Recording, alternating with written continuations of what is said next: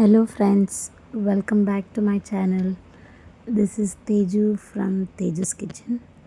ಇವತ್ತಿನ ವಿಶೇಷ ಗಣೇಶನಿಗೆ ನೈವೇದ್ಯಕ್ಕೋಸ್ಕರ ಮಾಡ್ತಿರೋದು ಕಾಬನ್ ಕಡಲೆ ಮತ್ತು ನಾರ್ಮಲ್ ಕಡಲೆ ನೆನೆಸಿ ಉಪ್ಪಾಕಿ ಬೇಯಿಸ್ತಿದ್ದೀನಿ. ನೈಟೇ ನೆನೆಸಿದ್ದೆ. ಒಂದು 4-5 ವಿಸಿಲ್ ಬಿಟ್ಟರೆ ಈ ಥರ ಸಾಫ್ಟಾಗಿ ಆಗುತ್ತೆ. ಸಾಫ್ಟಾಗಿದ್ದರೆ ತಿನ್ನೋದಕ್ಕೆ ಚೆನ್ನಾಗಿರುತ್ತೆ. ನೋಡಿ ಚೆಂದಾಗಿ ಬೆಂದಿದೆ. ಇದಕ್ಕೆ ನಾವು ಒಗ್ಗರಣೆಗೆ ಹಾಕ್ಕೊಳ್ಳೋಣ.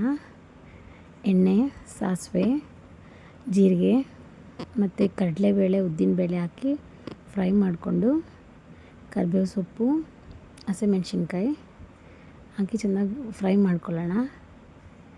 ಫ್ರೈ ಮಾಡಾದಮೇಲೆ ಒಣಗಿದ ಮೆಣಸಿನ್ಕಾಯಿ 2 ಹಾಕೋಣ. ಬ್ಯಾಡಗಿ ಮೆಣಸಿನ್ಕಾಯಿ ಹಾಕಿದ್ದೀನಿ ಚೆನ್ನಾಗಿರುತ್ತೆ ಅಂತ.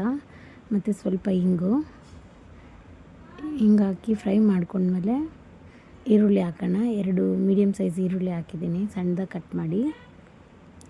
ಚೆಂದಾಗಿ ಫ್ರೈ ಮಾಡಿಕೊಂಡು ಸ್ವಲ್ಪ ಗೋಲ್ಡನ್ ಕಲರ್ ಆದಮೇಲೆ ಉಪ್ಪು ಹಾಕಿ ಅದನ್ನು ಚೆನ್ನಾಗಿ ಫ್ರೈ ಮಾಡ್ಕೊಳ್ಳೋಣ. ಅದಾದಮೇಲೆ ಬೇಯಿಸಿಟ್ಟಿರೋ ಕಡಲೆ ಹಾಕಿ ನೀರೆಲ್ಲ ಹುಡುಗಿಸಿ ಚೆಂದಾಗಿ ಅದರಲ್ಲಿರೋ ನೀರಿನ ಅಂಶ ಎಲ್ಲ ಹೋಗೋ ತನಕ ಚೆನ್ನಾಗಿ ಫ್ರೈ ಮಾಡೋಣ.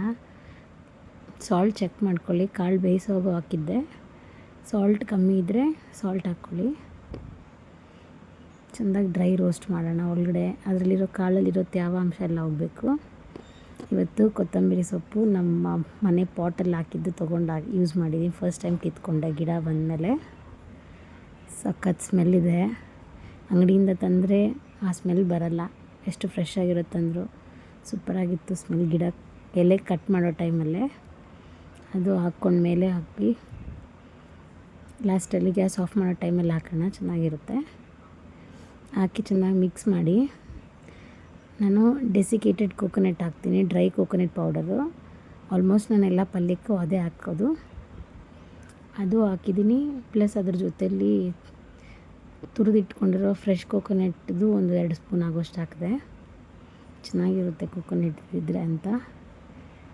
ಅಷ್ಟೇ ಫ್ರೆಂಡ್ಸ್, ಸೂಪರಾಗಿರುತ್ತೆ. ಮಾಡಿ ನೀವು ಟ್ರೈ ಮಾಡಿ. ನಮ್ಮನೆ ಗಣಪತಿಗೆ ನೈವೇದ್ಯಕ್ಕೆ ಮಾಡಿರೋದು. ಎಲ್ಲರಿಗೂ ಗೌರಿ ಗಣೇಶ ಹಬ್ಬದ ಶುಭಾಶಯಗಳು. Thank you for watching my videos. Please like ಮಾಡಿ, ಸಬ್ಸ್ಕ್ರೈಬ್ ಮಾಡಿ, ನಂಗೆ ಸಪೋರ್ಟ್ ಮಾಡಿ. ಇನ್ನೂ ವೀಡಿಯೋಸ್ ಅಪ್ಲೋಡ್ ಮಾಡೋದಕ್ಕೆ ಒಂದು ಧೈರ್ಯ ಬರುತ್ತೆ ನೀವು ಸಬ್ಸ್ಕ್ರೈಬ್ ಮಾಡಿದ್ರೆ.